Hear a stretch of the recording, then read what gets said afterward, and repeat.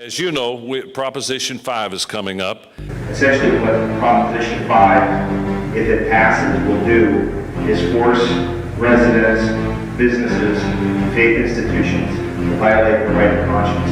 And I want to assure you that when we get concluded with this, we will have answered all of your questions, and we will ensure that this never occurs within this municipality again.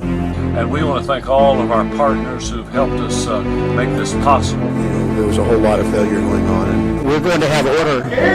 We're going to have order in this meeting. Your city that you've been elected to represent, and you're going to shut us out? Security. It's too simple to simply say we need a re-election.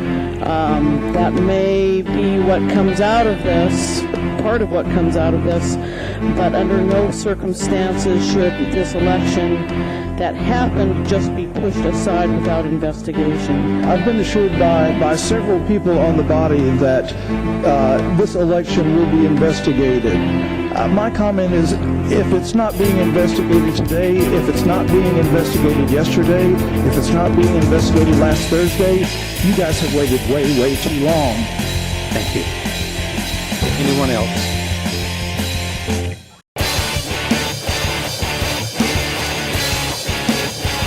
Hey, thanks for tuning into Alaska Commons. My name's John Orono. You know, I never had a nickname growing up. I tried a bunch of them throughout the years, but none stuck.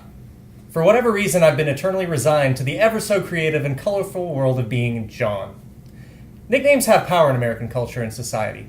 We apply them to chronology. Every era in American history has a nickname. The Gilded Age in the 1880s, the Roaring Twenties, the GI generation, the Nifty 50s, and the Flower generation. In sports, we bow to the likes of the Sultan of SWAT, Shoeless Joe, Teddy Ballgame, the Wizard of Oz, Big Mac, and the Say Hey Kid. Our presidents have never escaped the nickname train either. George Washington will always be remembered as the father of the country. His contemporaries called him the American Cincinnatus. There was Honest Abe, the Lion, Teddy Roosevelt, Give 'em Hell Harry, the Great Communicator, and the Comeback Kid. Nicknames also permeate the 24-hour news cycle. Journalists seem ever desperate to find the perfect adjective to add to the headline of the day as the nickname that sticks. A gold star to whoever's chosen nickname goes viral. It's why we always end up with robust economic proposals and midterm shellackings. These nicknames help us identify key people, key moments in time, key things in the news that the powers that be have determined we should be spending copious amounts of time hearing and rehearing for no apparent reason. But the nicknames don't always work in their benefactors' favor. Just ask Tricky Dick or Jason Juice Giambi. And it's never fun when it hits home. This past April, we had a municipal election in Anchorage. It saw the re-election of Mayor Dan Sullivan and 3 school board candidates, 1 incumbent re-elected and 2 new additions. It also determined the fate of 8 ballot propositions, including Proposition 5, an equal rights initiative. Nearly 27% of registered voters in the municipality turned out, which tragically is a pretty good turnout for us. About 55,000 votes cast. Except, we don't really know that. Voting irregularities, ballot shortages at multiple polling locations, specific polling locations, voter manipulation from a leading Prop 5 opponent were just a few of myriad problems that have thus far surfaced, an event that we should all be angry over. We should all be active in remedying, and what the media has awarded by etching the 2012 Anchorage Municipal Elections with their very own nickname, Botched. When an election doesn't swing the way I'm hoping it's going to, the first thought I usually have is, tomorrow I start to fix it. This last municipal election, a lot of us didn't really end up with the luxury of having that thought because it seemed like the fix might have already been in. Tonight we're joined with a fantastic panel for you. We have Kokai, our own Kokai with End Child Hunger 2015. Is that right? Correct, sir. Okay. Also, Linda Kellen Biegel from the mudflats.net is joining us, as well as Mel Green of Bent Alaska fame. Hey, Mel. Hello. So, we all were here when the election happened. One thing that I would like to do is not do the episodic thing where we say, tonight we're going to talk about what happened wrong with the election this week, and then move on and not do any follow-up, as tends to be the case for some reason.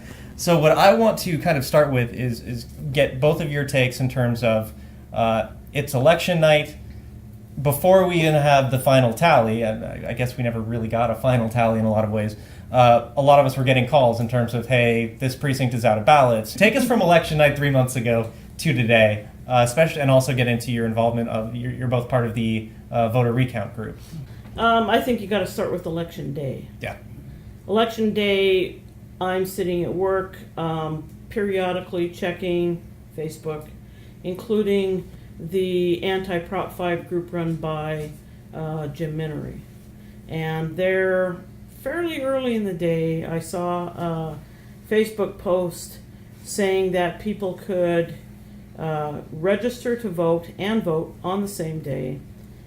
Somebody had already gotten there ahead of me saying, no, that's not the case. You have to register at least 30 days in advance. But I reiterated that, and nobody did anything to correct that. We learned much later that there had also been an email sent out by Jim Minery to his email list with that same bad information. Somewhere around the same time, I also got a notification from a friend of mine, from Daphne Dual-LaChores at Mad Myrna's, that he'd gotten a call from someone he knew at Guardian Security saying that Guardian Security's people had been dispatched to various area churches to guard them because they feared that the homosexuals would all riot when Proposition 5 was lost. The actions that I took at that time was I let, besides just reiterating that the information on Jim Minery's wall, his group's wall, was incorrect about registration, was informing a couple of my media contacts. One of them followed up on the Minery stuff, one of them followed up on the Guardian stuff. Alaska Dispatch followed up on the Guardian stuff and came out with the information from a vice president at Guardian denying that that was going on. We did later learn that Chapel by the Sea had a Guardian. And that's one of the polling person. places. Yeah. Right. What happened with the other story was pretty interesting. I left work early that day, took the bus down to take pictures of people waving signs at Seward Highway and Northern Lights. And then I strolled further on down the lane to the One Anchorage headquarters. By the time I got there, it was out there in the news on KTVA that the stuff about Minery, and I believe it was even at that point that we were already hearing that there was this overwhelming voter turnout that was at that point attributed to that misinformation from Minery.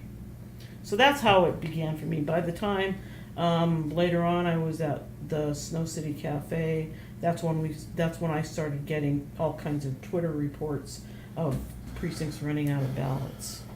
And how many precincts in the end did run out of ballots? Do we have that? There's not even agreement on that. Not agreement on that. There's anywhere from 50, over 50 to 63. Out of 115? Out of 119. 119. Okay. There's 121 precincts counting absentee and question ballots. Right. But So it's half the 119 precincts. Half the precincts had problems. Over Half the precincts. Over 1 out of 2 precincts had problems.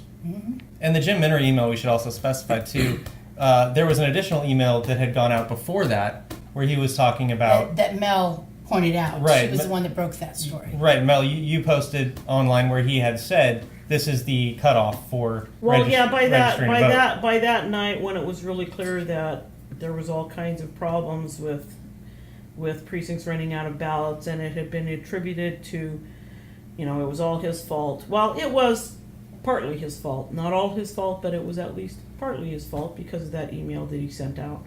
And he was now claiming that he hadn't known that you couldn't register and vote on the same day. That supposedly he had called up the clerk's office that morning, to the municipal clerk's office, to find that out after someone had asked him, and they had mistaken what he was asking or something like that, and had given him erroneous information that he then passed on to his people. But here's the kicker. I knew a couple of people who got Minnery's emails, and sometimes they passed them on to me. And I seem to recall that there was an email that he had sent earlier in the whole run-up to the election about registration deadlines. It was very important information. If you want to vote in this election, you need to be registered by thus and such a time. When Anchorage was putting out that kind of information, I was pretty sure that so had he. And in fact, that night I discovered that Minnery on February, I believe the date was 18th, something like that, February something, that he had put out an email to all his people with completely correct information about what the registration deadline was. I have a quick question. Refresh my memory. What is the name of the group that Minnery was ahead of? Was Alaska Family. Well, at that point, he was. Was he writing from the Protect Your Rights? Or It was his writing? Protect Your Rights. Okay. so the name of the group? The name of the group is Protect Your Rights, and he was putting out erroneous information about your rights.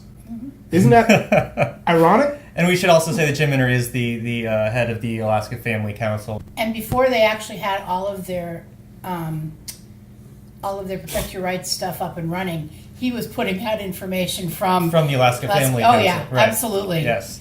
We're going to get into Jim Minnery a lot more and some of his friends and the continuing problems that 3 months later we still don't have. We have a lot of apologies for. We have some firings for, but we don't have any answers or knowing where we go with this. So you're watching Alaska Comics. We'll be right back. I'm so sorry about that. That just had to do that, right?